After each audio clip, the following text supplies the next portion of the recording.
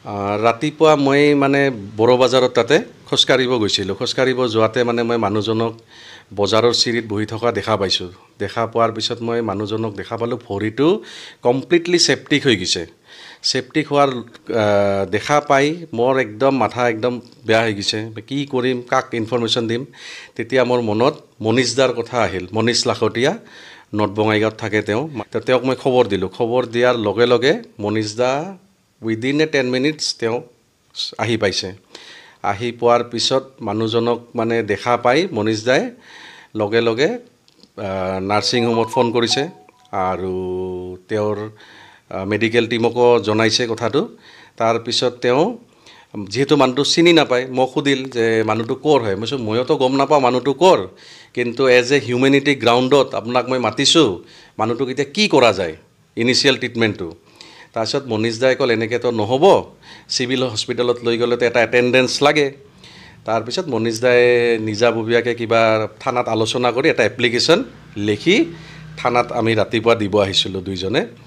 দিয়াৰ পিছত থানাই ৰিচিভ কৰি দিল। মানে এপ্লিকেশ্যনটো এইটো দিয়া হৈছে যে মানুহটো আমি নাজানো, চিনি নাপাওঁ, ক'ৰ মানুহ কি কথা।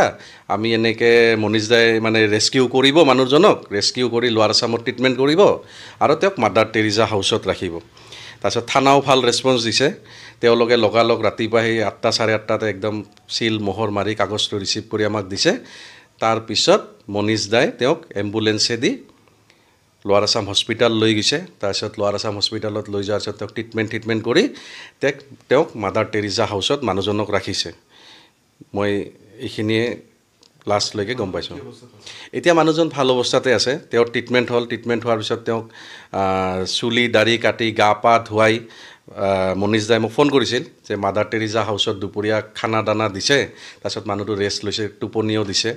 তাৰপিছত আৰু ইভিনিঙৰ কথাটো আৰু গম পোৱা নাই। আৰু মনীষ দা যিটো কাম কৰি আছে চাইলেণ্টলি নহয়। মনীষ দাকতো মই আজি বহু বছৰৰ পৰাই দেখা পাই আছোঁ। তেওঁ কুকুৰ, ছাগলী, গৰু টাউনত যিকোনো এক্সিডেণ্ট হ'লে মনীষ দা যোনটো মানে একশ্যন লয়, মানে তেওঁ এটা golden heart person, diamond heart person, platinum heart person, মানে এনেকুৱা ক'ব লাগিব বঙাইগাঁৱৰ কাৰণে।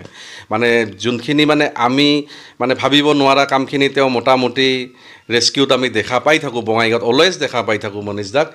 আৰু মই আশা কৰিম যে মনীষ দাক ভগৱানে বহুত আশীৰ্বাদ কৰক, ভাল হওক। মনীষ দাৰ লগত আমিও আছোঁ।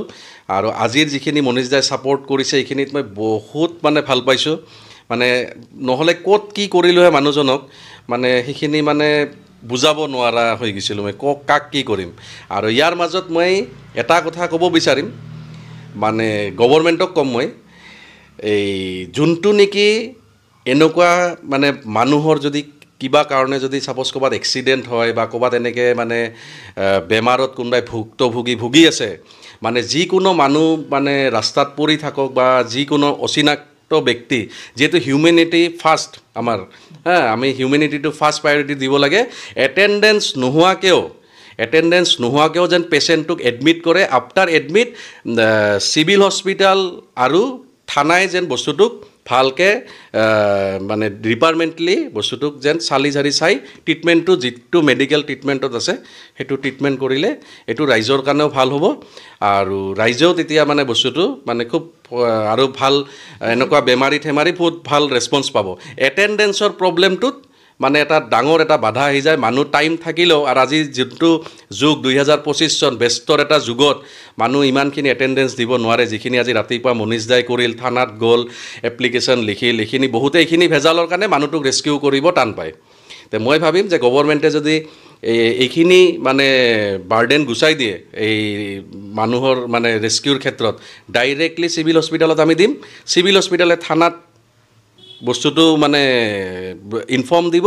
তাৰপিছত মানুহটো কোন হয় কি হয় তেওঁলোকে সেইটো গভৰ্ণমেণ্টে চাব। আমি তাৰ গভৰ্ণমেণ্ট নহয়, আমি মানুহটোক লৈ যোৱাৰ ৰেছপঞ্চিবিলিটিটো আমাৰ, আমি পাৰিম। মই বুলি নহয়, প্ৰত্যেকজন চিটিজেনৰে এটা হিউমেনিটি হাৰ্ট থাকে, গল্ডেন হাৰ্ট থাকে ভিতৰত, যে কৰিব খোজে। কিন্তু এইবোৰ মানে বাৰ্ডেনৰ কাৰণে, এনেকুৱা ধৰণৰ মানে অফিচিয়েল প্ৰব্লেমৰ কাৰণে কামবোৰ আগুৱাই নাহে, কৰাটো অলপ দিগদাৰ হৈ যায় মই ভাবোঁ। তাৰ মনীষ দা বহুত ভাল কাম কৰিছে।